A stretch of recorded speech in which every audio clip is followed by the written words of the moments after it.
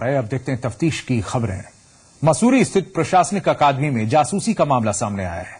ये बताया जा रहा है कि एक महिला एसडीएम बनकर करीब 7 महीने तक वहां रही और जब मामले का खुलासा हुआ तो फरार हो गई, जिसके खिलाफ मुकदमा दर्ज किया गया है।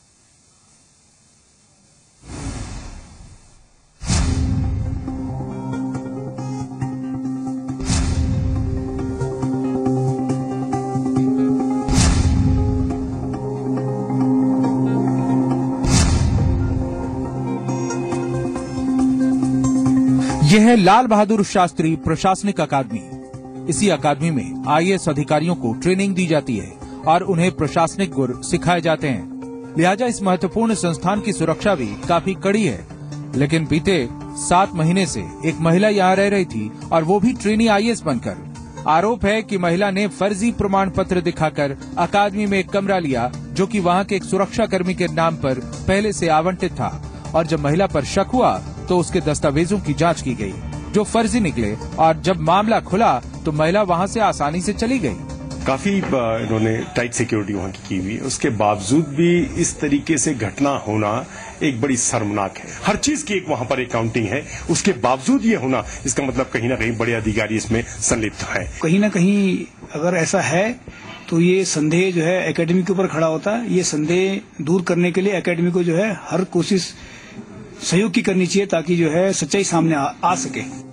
अब तक जो जानकारी सामने आई है उसके लिहाज से महिला का नाम रूबी चौधरी था और उसके पिता का नाम सत्यवीर सिंह, जो मुजफ्फरनगर के कुतबी गांव की रहने वाली है। अकादमी के अधिकारियों को उसके दस्तावेजों में फर्जी पहचान पत्र मिला है, जिसमें उसके पद का नाम एसडीएम दर्ज है। वहीं एक चरित्र प्रमाण पत्र, driving licence, MA second year की मार्कशीट और वीरेंद्र मलिक के नाम से एक आधार कार्ड और वोटर कार्ड मिला है। कानून अपना काम करेगा। जिनकी चूक है, प्रशासनिक अधिकारी, प्रशासन की भी जिम्मेदारी है लाल बहादुर अकेडमी की, वो भी इसमें चूक को देख रहा है और पुलिस भी इस संबंध में कार्रवाई कर रही है। जो भी उचित होगा कानून अपना काम करेगा। उधर देहरादून के एसएसपी का कहना है कि मुकदमा दर्ज किया गया है और मामले के सभी पहलुओं की जांच की जा रही है। इसमें मुकदमा दर्ज हुआ है। एक तहरीर आई थी कि अनधिकृत रूप से एक महिला अधिकारी बता के रह रही थी और बाकायदा मुकदमा दर्ज हुआ है। उसकी तफ्तीश की जा रही है। विवेचना प्रचलित है और विवेचना में अभी कोई ऐसा इम्पोर्टेंट तथ्य नहीं आया। जैसे जैसे तथ्य आएंगे विवेचना आगे बढ़ेगी। इस मामले के सामने आने के बाद कई सवाल भी खड़े हो रहे हैं। आखिर कैसे इतने दिनों तक महिला इस संस्थान में रह पाई और जब मामले का खुलासा हुआ तो मुकदमा 5 दिन बाद क्यों दर्ज करवाया गया और क्यों महिला को गिरफ्तार नहीं किया गया। मसूरी से गणेश रियाल के साथ सोनू सिंह, जी मीडिया। और मसूरी आईएएस एकेडमी से जी मीडिया संवाददाता गणेश की ये रिपोर्ट देखिए। 7 महीने से मसूरी के एलबीएस अकादमी में फर्जी तरीके से रह रही रूबी चौधरी के यहाँ पर रहने से सवालिया निशान अकादमी पर लग गए हैं। साथ ही जो यहाँ पर आला जांच अधिकारी हैं उन पर भी कई सवालिया निशान लग रहे हैं। लेकिन अभी तक कोई भी आला अधिकारी, चाहे एलबीएस अकादमी के हों या पुलिस विभाग के, कहने से साफ साफ बच रहे हैं। महिला को जब पता चला कि वो फर्जी तरीके से यहाँ पर रह रही है, उसके बाद आखिर उसको क्यों जाने दिया गया और किस वो अधिकारी कौन है जिसके कहने पर उसको यहाँ पर रखा। सबसे बड़ा सवाल यह है कि अगर वो एक एसडीएम थी तो उसको गार्ड रूम में क्यों रखा गया। ये ऐसे कई सवाल हैं जिससे एलपीएस अकादमी के सुरक्षा पर कई सवालिया निशान लग रहे हैं। मसूरी से जी संगम के लिए गणेश रियाल। और उधर प्रशासनिक अकादमी में महिला के घुसपैठ मामले में जानकारों का कहना है कि खुफिया विभाग इसमें पूरी तरह से फेल हुआ है। जानकारों के मुताबिक वहां से महत्वपूर्ण दस्तावेज गायब हो सकते हैं। उनके मुताबिक महिला की पहचान, महिला का पहचान पत्र किसने बनाया और अकादमी में कौन कौन लोग महिला को सहयोग दे रहे थे, इन सभी पहलुओं की गंभीरता से जांच की जानी चाहिए। जो आई कार्ड था इतने 6 महीनों में उसकी पड़ताल नहीं की गई। ये भी अपने आप में गंभीर मामला है। हम आईएएस एकेडमी के अधिकारियों को इतना नादान नहीं समझ सकते। वो ये भली भांति जानते हैं कि किसी पीसीएस अधिकारी को एसडीएम पद नाम से कार्ड इशू होता ही नहीं है, तो इतनी समझ तो उनको होगी। वो वहां से कोई गोपनीय दस्तावेज ले गई हो, चूंकि वो लाइब्रेरी में भी उसका आवागमन रहा। लाइब्रेरी में बिना परिचय पत्र के कोई जा नहीं सकता, जो लाइब्रेरी का मेंबर है वही जाएगा। बड़ा गंभीर विषय है, हमारी राष्ट्रीय सुरक्षा से भी जुड़ा मामला है। तो इसको गंभीरता से ही लिया जाना चाहिए। और उधर आईएएस अकादमी में हुई इस घटना के बाद बीजेपी प्रदेश सरकार पर हमलावर है। बीजेपी के प्रदेश प्रवक्ता सुरेश जोशी के मुताबिक सूबे की कानून व्यवस्था ध्वस्त हो चुकी है। सबसे पहले तो मुझे लगता है कि इस एकेडमी को टोटली जो है भारत सरकार को एडॉप्ट कर लेना चाहिए हर स्तर से, क्योंकि प्रदेश सरकार के जिम्मे अगर हम कोई भी चीज छोड़ते हैं तो उसका हश्र जो है कि वो ठीक नहीं होगा, ऐसा लगता है। क्योंकि प्रदेश में जो सरकार है और जो प्रदेश के आला अधिकारी हैं वो किस लापरवाही का शिकार है, ये इसका जीता जागता उदाहरण है। ये कानून व्यवस्था समाप्त हो गई है और जो भी इस प्रदेश के सीनियर अफसर्स हैं उनके अंदर प्रदेश के मुख्यमंत्री का कमांड समाप्त है। ये इसका जीता जागता उदाहरण है। बरेली में मुंबई से फिल्म की शूटिंग करने आए कलाकारों की बदमाशों ने ऑफिस में घुसकर पिटाई कर दी। मामला प्रेमनगर के इंदिरा नगर इलाके का है। बदमाशों ने फिल्म में लीड रोल कर रहे अर्जुन पासवान के सिर के बाल तक काट दिया और कैंची से उन्हें घायल कर दिया। और यह सब सिर्फ इसलिए हुआ क्योंकि एक लड़की को फिल्म में हीरोइन बनाने से इनकार किया गया था। सभी कलाकार डरे हुए हैं। वहीं पुलिस ने बदमाशों के खिलाफ मामला दर्ज कर छानबीन शुरू कर दी है, लेकिन अभी तक कोई गिरफ्तारी नहीं हो पाई है। चेहरे पर खौफ की लकीरें, सिर पर चोट के निशान और बेतरतीब कटे हुए बाल।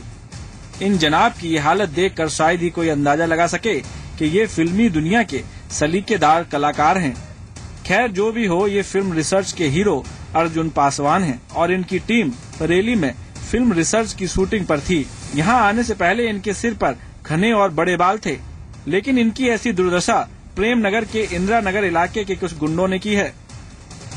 तय वक्त के मुताबिक फिल्म की शूटिंग होनी थी, उसके लिए लोकल कलाकारों की जरूरत थी, लिहाजा ऑडिशन चल रहा था। इसी दौरान रोशनी नाम की लड़की वहां पहुंची, जो फिल्म में हीरोइन की भूमिका निभाना चाहती थी। इसके लिए उसने अर्जुन पर दबाव भी बनाना चाहा, लेकिन अर्जुन नहीं माने। इससे नाराज लड़की ने 10 से 12 बदमाशों के साथ ऑफिस में तोड़फोड़ शुरू कर दी। एक्चुअली मैं शूटिंग के सिलसिले में बरेली आया हुआ था और मैं ऑफिस में बैठा हुआ था, तो यहाँ से काफी कलाकार लोग जो है चेक किए गए हैं। उसमें से एक लड़की थी रोशनी, जो कह रही थी कि मुझे एज ए हीरोइन का रोल दे दीजिए आप। बट मैंने उसको कहा कि ये मेरे हाथ में नहीं है एज ए हीरोइन का रोल देना। तो उसने क्या किया, कुछ गुंडों को भेज के जो है ऑफिस में मेरे साथ बदतमीजी की और उस समय जो है उसने जो है मेरे बाल काट दिए और कटवा दिए बाल, और जहां मैं रुका हुआ था वहां पे उसने जाके तोड़फोड़ की और इस तरह से बदतमीजी की। साथ ही अर्जुन के साथ मारपीट और बदतमीजी करने वाले बदमाशों ने बीच बचाव कर रहे दूसरे कलाकारों को भी नहीं बख्शा। फिल्म की यूनिट के साथ साथ बदमाशों ने सबकी पिटाई की और शूटिंग रोकने की धमकी देकर फरार हो गए। ये जो नई फिल्म है रिसर्च, उसमें मेरा भी एक रोल है और हम सभी लोग यहाँ पर थे। कुछ बदमाश आए, उन्होंने अर्जुन सर के संग बदतमीजी करी, उन पर हाथ छोड़ा और हम लोग के संग भी बदतमीजी की, काफी लोग को मारा, बंधक बनाया और इनके सर के बाल काट दिए हैं और सर पे कैंची मारी है, जान से मारने की धमकी दी। पुलिस तो खैर यहाँ की अच्छी, उन्हें जैसे ही खबर की वैसे एंड टाइम आ गई पुलिस और उनके घर पे भी उन्हें रेड डाली, लेकिन वो भाग गए थे वहाँ से और अभी वो लापता है वहाँ से। ये घटना हुई, मैं घटना स्थल पे पहुँचा हूँ तो सर को बीच बचाव कराते हुए उसने मेरे साथ भी हाथापाई की और ये धमकी दी है कि कुछ कार्रवाई की तो गोली मरवा दूंगा कहीं भी रोड पे चलते फिरते बरेली में, और मेरी यहाँ बहुत चलती है। पुलिस ने बदमाशों के खिलाफ मामला दर्ज कर पूरी फिल्म टीम की सुरक्षा बढ़ा दी है। तो इस संबंध में हमने मुकदमा दर्ज करने के आदेश दे दिए हैं थाना प्रेमनगर पर। आप बाल काटने का, मारपीट करने का किसी को कोई अधिकार नहीं है। अगर कोई प्रॉब्लम थी, कोई समस्या थी तो पुलिस को अप्रोच करना चाहिए था। उनकी जो भी ग्रीवियंस होती हम उसको देखते और उसी के अनुसार कार्रवाई करते। लेकिन आपने वहाँ पे मतलब मारपीट की और किसी के साथ जो है आपने ऐसी हरकत की तो कतई जो है बर्दाश्त नहीं की जाएगी। इसमें सुसंगत धाराओं में मैंने निर्देश दिए, मुकदमा दर्ज करें और विधिक कार्रवाई जो है मांगी जाए। कोरियोग्राफर सरोज खान और अभिनेता शक्ति कपूर जैसे कलाकारों की फिल्म रिसर्च को लेकर स्थानीय कलाकारों में काफी जोश था, लेकिन इस वारदात के बाद जहां फिल्म की टीम खौफजदा है, वहीं पुलिस के लिए आरोपियों की गिरफ्तारी के साथ साथ फिल्मी कलाकारों की सुरक्षा का मसला भी गंभीर हो गया है। सुबोध मिश्रा, जी मीडिया, बरेली। यूपी में फर्जी आर्म्स लाइसेंस का एक मामला बरेली से सामने आया है, जहां आरोपी किसी आम आदमी पर नहीं, यहां बल्कि ये आरोप फर्जी पते पर आर्म्स लाइसेंस बनवाने का ये आरोप एक सफेदपोश पर लगा है। पुलिस ने समाजवादी पार्टी के नेता इरशाद खान को इस आरोप में गिरफ्तार किया है। ये गिरफ्तारी पीलीभीत के पूर्व जिलाध्यक्ष की ओर से दर्ज कराए गए केस में जांच के आधार पर की गई है। बरेली में फर्जी पते पर आर्म्स लाइसेंस बनवाने के आरोप में पुलिस ने समाजवादी पार्टी के नेता इरशाद खान को गिरफ्तार किया है।